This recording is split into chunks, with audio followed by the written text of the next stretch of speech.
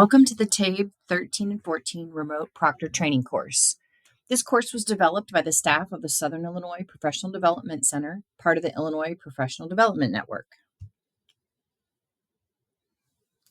The instructions for this iLearn course are: watch the primary course content in the short video clips. Before you begin, print the TABE examiner instructions for remote testing document. Follow along and take some notes. At the end of the videos, pass the quiz with 80% or higher in order to pass the course. And then you will receive a certificate of completion that you may print or download. Any person who will remotely administer the TABE 1314 as part of an ICCB-funded adult education program must complete this training course before administering TABE tests remotely. The training requirement in order to administer any version of the TABE 1314 test is to complete the iLearn course titled TABE 1314 Training Course for Test Proctors. If you have not yet completed that course, it is a prerequisite for beginning this course.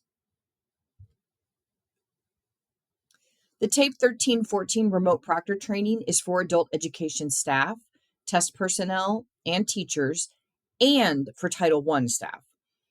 For the purposes of this training, the word student will stand for the person taking the TABE test, whether that person is an adult education student or a Title I client. The content of this training course will in large part follow the guidelines from Data Recognition Corporation, or DRC, the TABE test publisher, as outlined in this document you see on the screen, the TABE Examiner Instructions for Remote Testing. This document was revised in March 2022 to guide states as they administer remote TABE tests. You will find this document, along with the student instructions for remote testing document, at the start of this iLearn course. Our goal is to outline the requirements established both by DRC and the Illinois Community College Board so that your program has a clear understanding of remote testing requirements for TABE.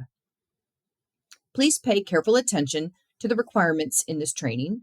We strongly encourage you to highlight or take notes on your hard copy of the examiner instructions for your future reference. You may also return to this iLearn course in the future for review.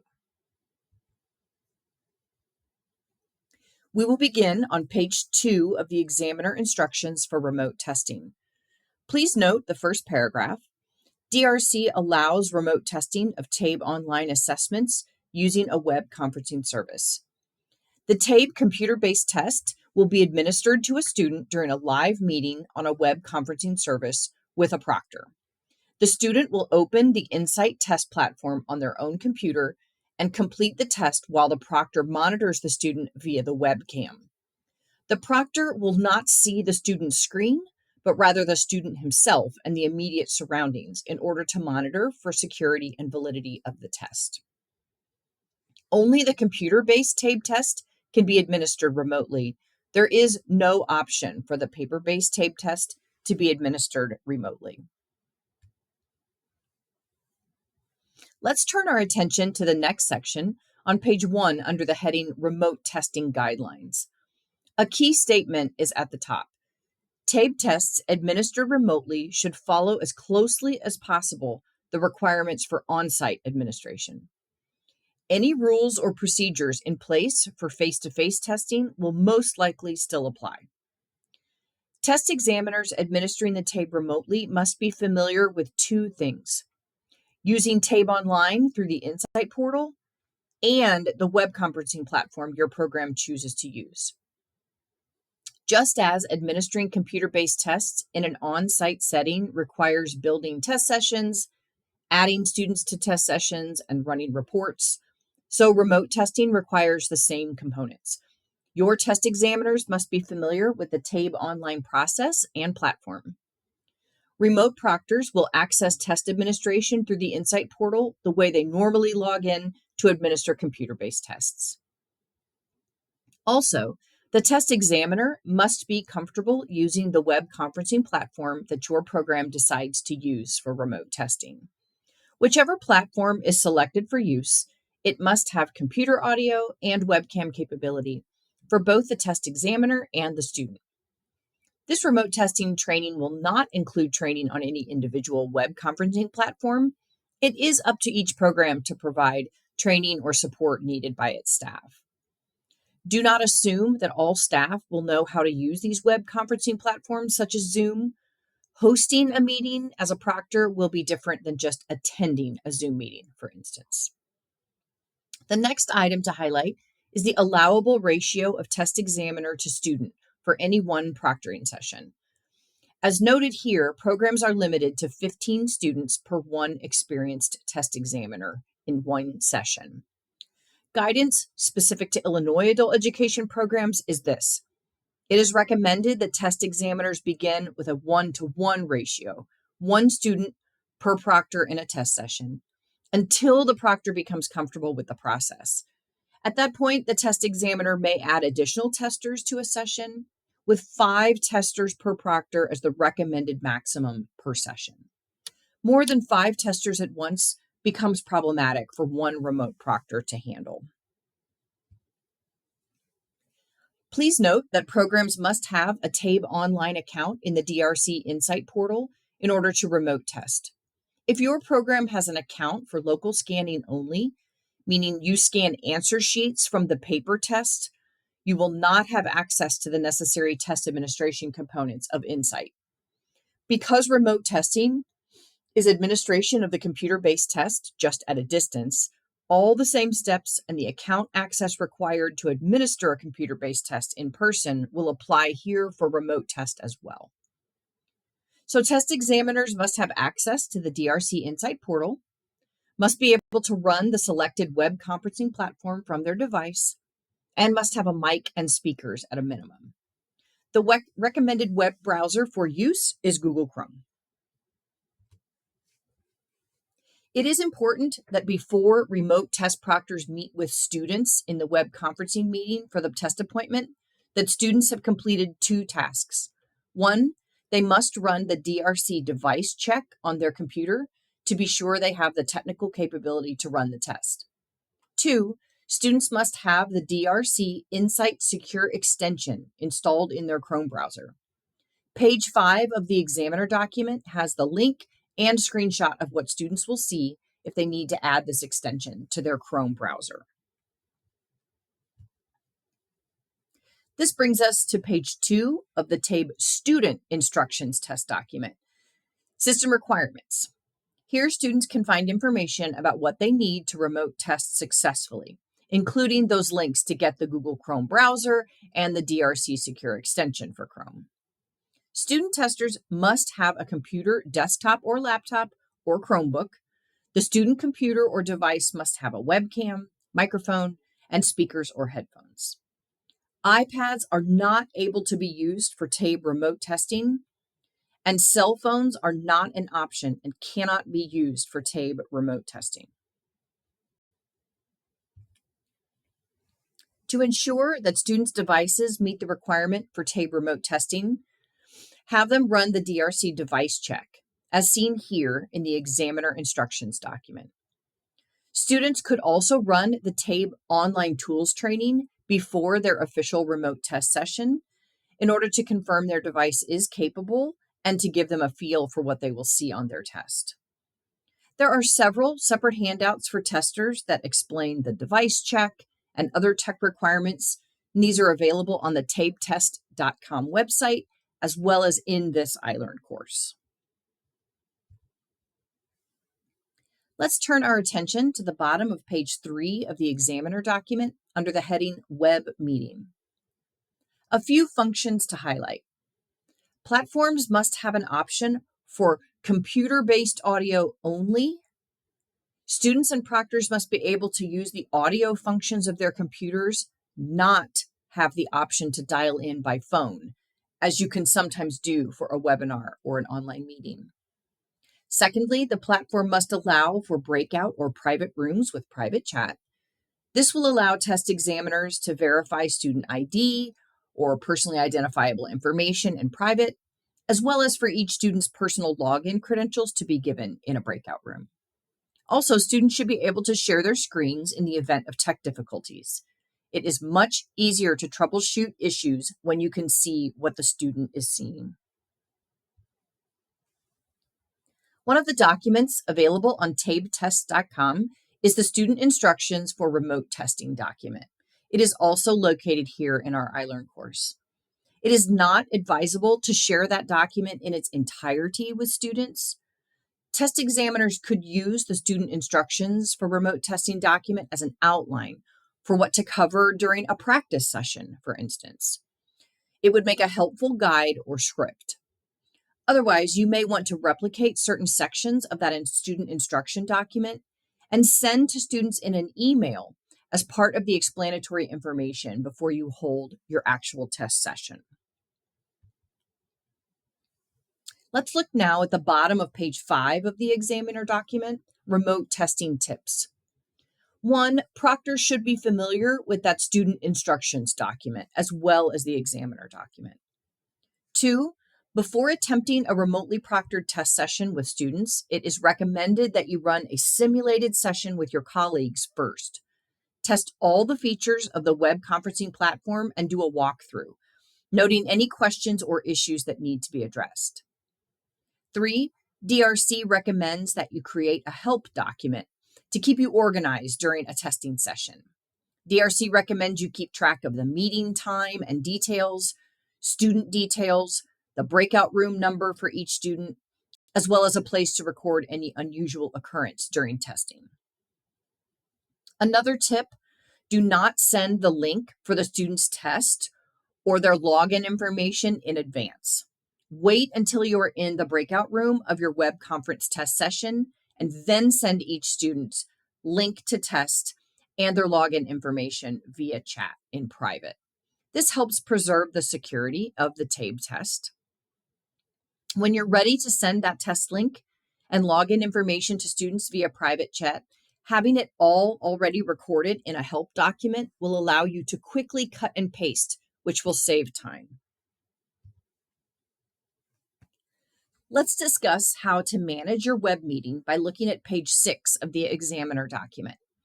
During your official test session, test examiners will be juggling several students in the web meeting, verifying their ID, answering questions, checking students' testing environment via the webcam, and sending test links and login information via the chat. The section of the document titled Managing Your Web Meeting provides a helpful sequence for you, as well as a sample script you can use. The instructions here are broken into in the main meeting and in private rooms. This is because you will begin with students joining the web meeting in the main room. At this time, you can give information about the test session that everyone needs to hear, including that they need to stay seated at their device during the entire test, that they can use the chat or raise hand feature to alert you if they have questions, and how and when they will be dismissed from the meeting. After giving these basic instructions, inform students that you will now be meeting with students one at a time in breakout rooms for some preliminary steps. Place each student in a breakout or private room, and then follow steps 1 through 6 under the private room heading, beginning at the bottom of page 6. Please note, in order to verify student ID, each program must establish its own practice. If your program normally asks to see a photo ID from each student before they test, then continue this practice for remote testing and do so in the breakout room. If your program verifies student ID by confirming personal information, such as a birth date, then continue this practice in the remote setting as well. Also, you will need each student to use their web camera to show you their testing environment, the desk or table at which they are sitting, and the room. The test area must be clear of prohibited items such as cell phones, or certainly no other people are allowed in the room. Students should be able to move the webcam around to show their area. And if they're using a desktop computer with a built-in webcam, they must be able to move it enough to show their workspace. Note in step 4, send this via the private chat to each breakout room when you send the URL for the TABE remote test. The student's username and password from the Insight platform and which test they are taking also needs to be sent via private chat.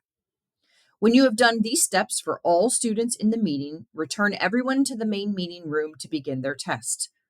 Then the proctor will, via webcam, monitor all students during their testing, ensuring they're staying seated, that no cell phone is in use during the test, that they are uninterrupted, etc.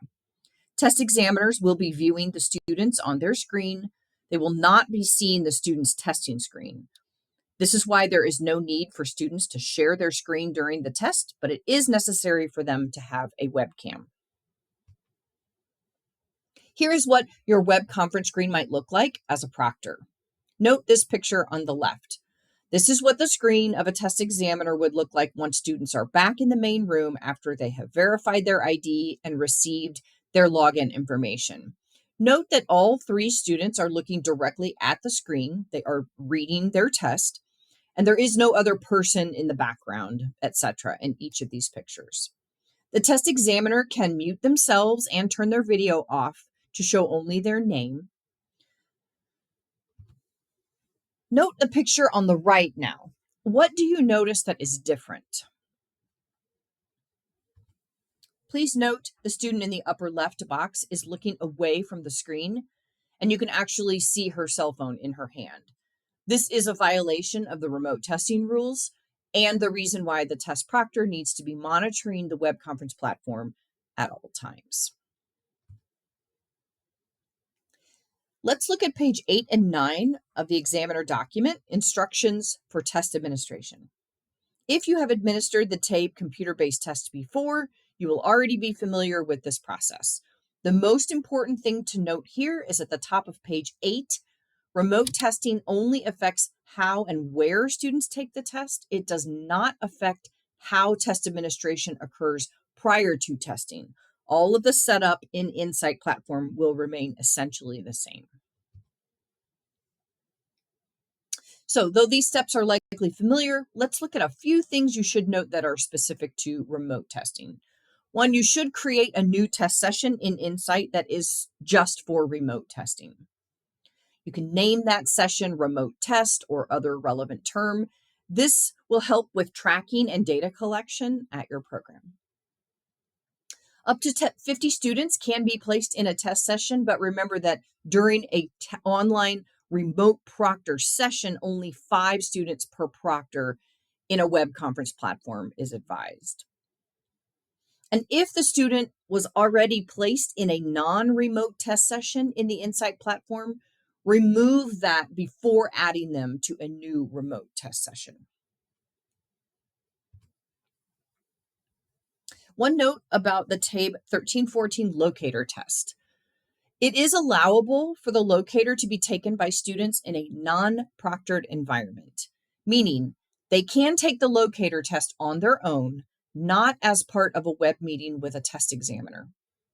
Because the locator is an assessment to determine the appropriate TABE subtest and does not itself determine scale scores or NRS levels, it can be given in a non-proctored environment. Programs might want to use this option for students who are technologically adept or when time for a test session is limited. The other option would be for programs to use the auto locate option in Insight, as you normally do, and offer the locator test as part of the official proctored test session. Both options are acceptable. If you allow students to take the locator in a non-proctored environment, meaning on their own before their test session, this means you would send the student the information necessary to take the locator on their own time. However, it is recommended that the TABE test examiner be available to students by phone or chat or email while they are testing in case they have problems or questions. Also, a testing staff member will have to manually assign the pretest in Insight for the student because the auto locator cannot be used for a non-proctored test. Because the auto locator option automatically places a student in the appropriate subtest, the auto locator is the one you will use during proctored test sessions.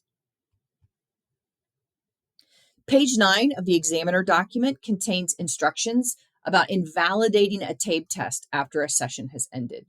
This is not a step that is needed often, but the instructions for doing so are here if needed. If invalidating a test session is necessary, it is a good idea to have a private conversation in a breakout room with a student as to why you are asking them to leave the test session and then invalidate their test within the system afterward. Reasons to invalidate a test include suspicious activity during testing, like cheating, technical problems during the test, or perhaps the student being given the wrong test. Again, invalidating a test does not happen often. The reference materials are here if needed. Now, all of this remote testing process may sound complicated, and depending on the setup and size of your program, there may be multiple staff people involved at different stages of the process. Therefore, we recommend programs create a spreadsheet to track who is responsible for which tasks in the sequence of student remote testing. Here is a snapshot of a spreadsheet template we have created that you could use in your program to help track all of this information. You will find a link to an editable version of this spreadsheet in this iLearn course, and we encourage programs to edit and use it for their purposes. Remember, even though you are administering TABE tests remotely, programs are still responsible for ensuring all necessary documentation is stored in student files as required by the Illinois Community College Board Adult Education Provider Manual. The manual states, the following student records must be maintained by the institution for at least 5 years and be readily accessible by the program administrator. 1, documentation of any placement tests given to the student, if applicable. And 2, all ICCB approved assessment test results with the test answer sheet for each test administered, which includes student name, last 4 digits of the Social Security number or other unique ID, and the date the test was administered, as well as the score. Programs also need to remember that on-demand reports should be shared with students as teachers, as is your practice, just as you would with in-person testing. The same student challenges exist with remote testing as they do with in-person testing. There are work and child scheduling conflicts, students who commit to a test time but don't show up, etc., etc. But there are also additional issues with remote testing, such as students needing a silent, uninterrupted space at home to take their test, students needing reliable internet over the course of the testing time, and the need for a device that meets TABE test requirements. It is to your advantage to anticipate as many of these additional barriers in advance and mitigate those issues by working with students before they come to their test session. A few other recommendations for best practice for remote testing. One of our remote testing pilot programs a few years ago expressed the value of doing a practice session in advance with students to check their technology before their first remote test appointment. We also strongly encourage programs to set up a very clear plan with who is doing what and put one person in charge to coordinate remote testing. It is also very important for proctors to try remote testing 1-to-1 and get comfortable before ramping up to 5 testers at a time. We do not recommend remote testing with more than 5 students per session. Another recommendation is to make a plan for your remote testing. Start slowly, try things out, and then adjust your plan when needed. Whatever plan you settle on for remote testing, you can always modify it after your experience. One other consideration when scheduling remote testing, consider offering early morning, late evening, or weekend remote test sessions, as opposed to what you might offer in a face-to-face testing center. This will help accommodate students with young children at home, those with challenging work schedules, those with transportation barriers, etc. Final reminder, all persons serving as a test examiner for remotely proctored TABE tests must complete this iLearn course before they begin remote testing. You must take and pass the quiz next, and then print or download the certificate of completion. Thank you for your time and attention during this video.